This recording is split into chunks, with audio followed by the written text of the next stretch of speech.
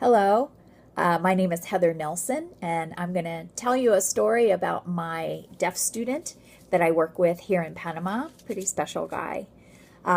We met the boy very soon after we moved here to Panama. We found him on the Nobe Bugle Reservation. He lived in a town called Oma. It's down a muddy, very steep hill that you cannot drive down. You have to walk or take a horse.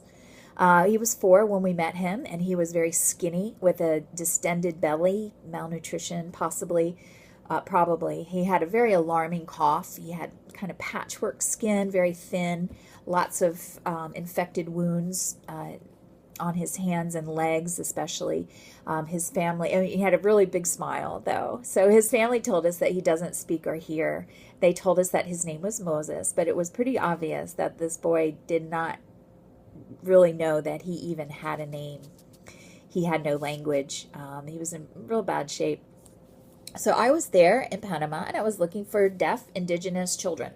So he fit the bill in all three areas, and so I was looking for him basically. And he's a deaf kid, no language. He was abandoned by his mom, and he was considered cursed by his tribe, very common around the world with any, a child with any kind of, or adult with any kind of disability or difference. Even twins are considered cursed. So previously, I had been a sign language interpreter in my old life in Florida before I moved here.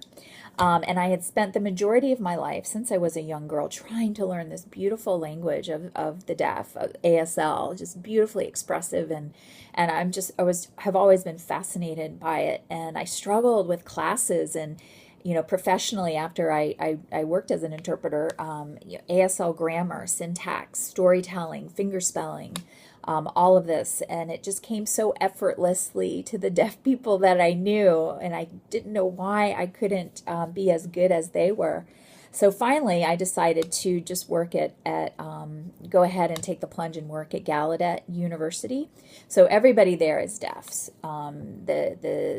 You go to the cafeteria, you go to the bank, and I was really exposed to kind of the highest echelons of deafness, of deaf people at Gallaudet, and later when I was working professionally. I worked at the Pentagon, I worked for doctors, I worked for the Navy, engineers, lawyers. So it was really the kind of the highest echelon. This was very natural for me. This was my education. And at Gallaudet, the PhD students and teachers and just really, really wonderful people with varying degrees of ability. But you learn that deaf people can do anything but hear. That's what they say. And in fact, what I learned later is they can do things that we cannot do. They have this ability in sign, and also their language, since it's a visual conceptual language, right? So it supports their brain to learn, to develop differently. So they have this unique ability. They're so visually oriented. So that really works well for conceptual jobs, architecture, computer programming, artist, things that require that visual perspective and acuity that they have. So anyway, meanwhile, back in Oma, I had pulled out my iPhone and I was taking pictures of him and his environment, and he probably had never seen himself, so it was really important to me that he knew that he had a name. So I made up a name sign for him, an M on the cheek here, and I would show the picture and I'd say, "Look, darling, you have a name. This is you. This is you. You have a name." And I was pretty smitten with him at that point, just a neat kid. And eventually we kind of both had this moment, and we both kind of smiled real big. And I saw something click in his eyes. I saw an intelligence, and I didn't really know what was going on. I didn't really know his capabilities at that point. I had no idea. Nobody knew. And so I just kept taking pictures and videos, and he was watching me intently. So being in Oma is like taking a step back in time. Very primitive conditions, lots of mud and trash and smoke from the cooking fires. The women cook over open flame. The pigs and chickens and emaciated dogs running all around the huts, not hygienic at all.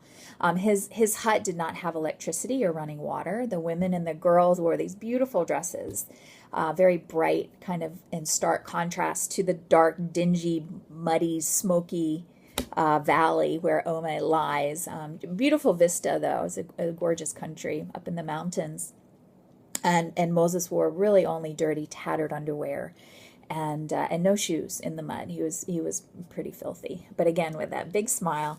So Moses, he was watching me, and he was watching me use my iPhone. So very gently, he reached out and he indicated he wanted to see the phone, and so I gave it to him, and he started swiping the screen, copying my hands exactly what I would do. He would copy with his tiny little, thin-skinned hands, with blood and infection on him. But he knew how to watch and copy me, and so he was doing that, and he was looking at the pictures, and I just gave him the phone, and I showed him the icon for the camera, and I showed him how to take pictures.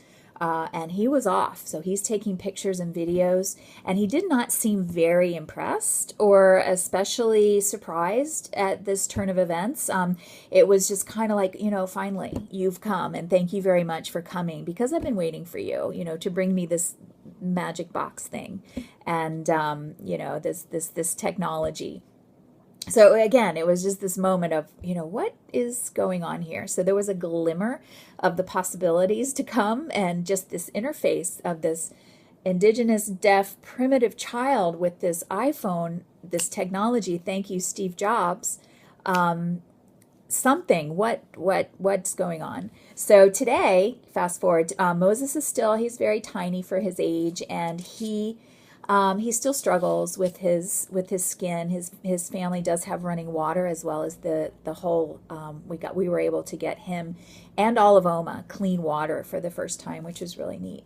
And so he still struggles, and it's made worse by the crushing poverty that he lives in, and his environment is still just so dirty and muddy. But he is an absolute delight to my teacher soul. He's funny, he's sweet, he's very nurturing. He takes care of his grandma, and he takes care of me as well, as I'm a foreigner and an alien in this environment. He'll kind of pave the way, and you think he worries about me because there's things that I don't know. Being down there, and he's so smart, so he'll hack my iPad games, and he'll want to get to the end to win. And they're all educational, but any way he can, any shortcut, he will find it, and he will bypass it and get to the end and just want to win. And so other children that I see don't do that. My grandson in the U.S., about his same age, doesn't do that. So it's just a special kid. So I had actually learned, I didn't know anything about coding. I just a novice. And I had learned of the revolution that was happening in the States around computer coding. And so in my search for resources, I learned of the work that Shireen was doing, with wonderful work with Deaf Kids Code. And I was like, oh, well, of course deaf kids can code. Oh, wow. Okay. So everything just clicked, and she had wonderful resources, and I got such a great perspective from her. And knowing and loving the visual language of the deaf, of ASL, and then the power and the possibility of coding, it is just a natural pairing. Deaf kids learn the world. They learn of the world mostly through their eyes. So their language is conceptual, right? So they think in pictures and concepts. And I believe that ASL is a great platform, actually, to work with technology. It's a three-dimensional, fully formed language, right? So, if I'm signing and I want to, talk about a pencil, I can put a pencil and then just stick it in space and talk and put this person here, and then, talk about, take it out from where I left it. It's an amazing, so many abilities that you can do with this spatial conceptual language you cannot do with spoken language, because we speak word, and they're conceptual. You can't say 4 words at the same time, wouldn't make sense. But you can really, in sign language, do 4 concepts kind of at the same time with language, with your hands. A picture's worth 1,000 words kind of thing. And so, and the deaf, it's their natural language, their native language.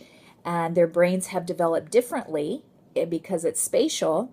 In my mind, this is all theoretically, just makes sense to me. And this is why, as an interpreter, I can never even barely approach the abilities of a native signer. A deaf person who's a native signer, no matter how hard I try. See, I would always default to my ears. Even if you know sign language, our brains will default to our ears for communication. And so they default to their eyes, just very visual. And so watching kids learn and utilize coding and robotics, it's like the most delightful and sacred kind of magic that you can imagine. It's incredibly inspiring work. It's just incredible. So if you probably know of the so many benefits of children learning coding, I'm sure Shireen will tell you. It just goes on and on. Problem solving, cognitive thinking, creativity, potential future job skills. So the list goes on and on.